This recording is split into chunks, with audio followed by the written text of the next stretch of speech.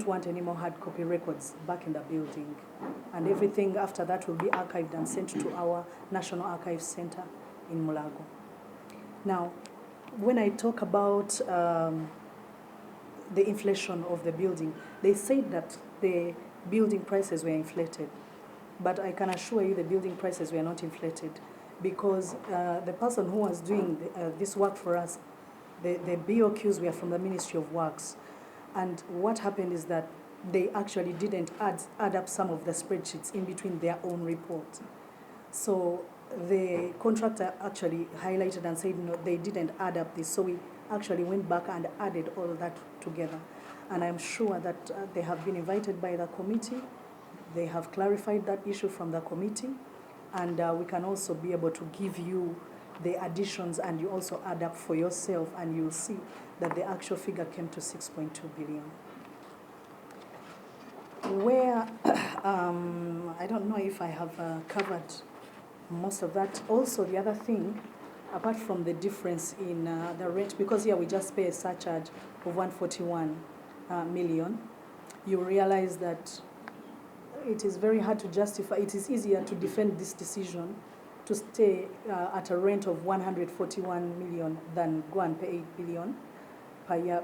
And it was going to even get worse, because we have the Uganda Warehouse Receipting Authority, we have the Uganda Export Promotions Board, all under the rationalization program. We are coming on board to become units within the ministry, which meant that I would require more space, and it would end up costing about 10 billion per annum. So it was not going to be a viable decision or a feasible decision.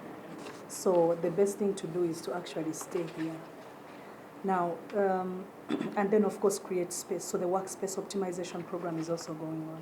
We have also turned our library, which was hard copy library, into office space, so that the libraries are all in now. Now, I'm going to move very swiftly to the cars. I don't know if I have covered everything on the premises, but if I haven't, of course, you'll have to ask the questions, and that's fine. I move on quickly to the cars. Now, of course, upon my arrival, I was told by the transport officer that I didn't have a car. So, and of course, I saw the budget of the cars of 2.8 billion. Now, I started using my car. I used my car for about 6 months, my personal car. And the ministers were telling me that their cars, one was breaking down. It left her in Mabira Forest. One time they towed her at Clock Tower, and she was so embarrassed. Then my other Minister of State for Cooperatives, there are some photos which we have, and his car caught fire. At some point, it almost burnt him when he was going to his constituency.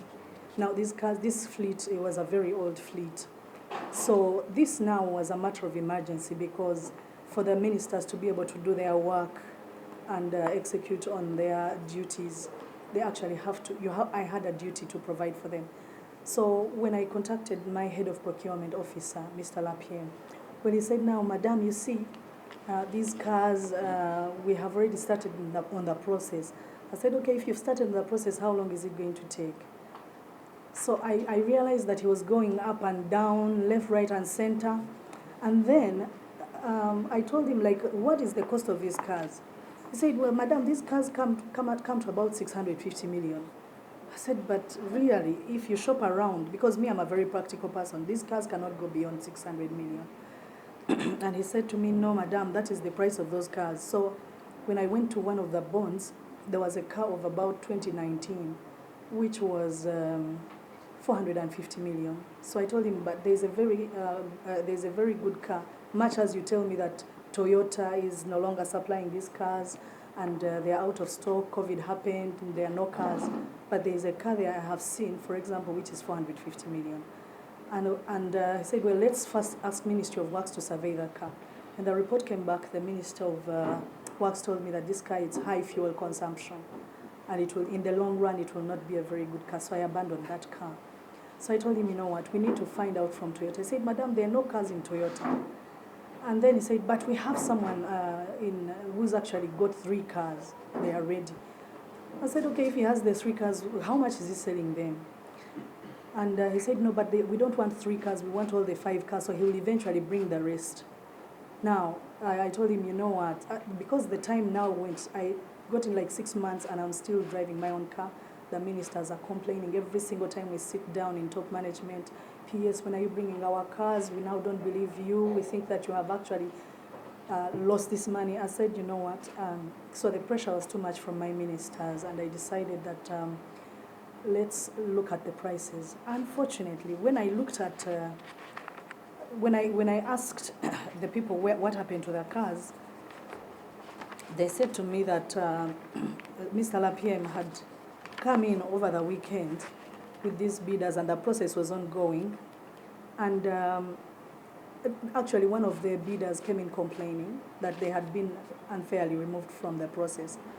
And I said to them, why would you be unfairly removed to the process? Because we have offered a less amount, and they are saying that we don't have powers of attorney. But madam, our document, as your accounting officer, our document had the powers of attorney, and we were removed on account that we had no powers of attorney. Now, this person, Mr. Lapiem, by the way, if you go in a forest looking for a monkey, you will find a monkey. But this time, you'll find 2 monkeys. And let me tell you, the first monkey is Mr. Lapiem. So he has gone off to tell the committee that he has saved money because we had inflated the prices. But he's the one who had inflated the prices. He came up with a value of 3.205 billion. Yet the person who was supposed to take the contract was 2.82 billion. The difference is 385 million. That's an inflation of 14%. And he came in on a Sunday to do that approval, 7th of November 2021. This is the person sitting before the committee, feeding them lies, telling them that the accounting officer had inflated. Now you can see that this was his signature, but I can show you that the best evaluated bidder, the person who was supposed to actually take that procurement, ended up at 2.8 billion. Can we get Wendy to give me that other paper? Yes. Now, you talked of Mr. Industry, person that is primarily appointed on other ministry. But the information we have is that the former head of procurement is no longer at the ministry, was transferred to another ministry. Yes. Are you considering for either going to vote for him because he dated your name? No. Before the committee? The committee is still investigating. But you're saying he told the committee lies. Of course he told the committee lies, but you have to choose battles which are worth it. Honestly, do you think, by the way, for me, I was only given a contract of 3 years, I have to tell you. So within the 3 years, are you going to spend time fighting with every little monkey in the forest? Why don't you just stick to this? Actually, for me, this renovation and the cars was purely administrative. And when I was drawing up my plans to inform the public of what the ministry had done, I never included this as a major achievement because I thought it was a given. I took it for granted. I mean, who wants to know that you are doing, that you've renovated and painted an office? That is not what the public wants. The public wants to know, have you improved your turnaround time on issuing export licenses? What time will I cross a border of Malaba? It's now taking like 2-3 months to cross a border, you see. So sometimes when we have those non-tariff barriers, we have Sudan, we have Elegu.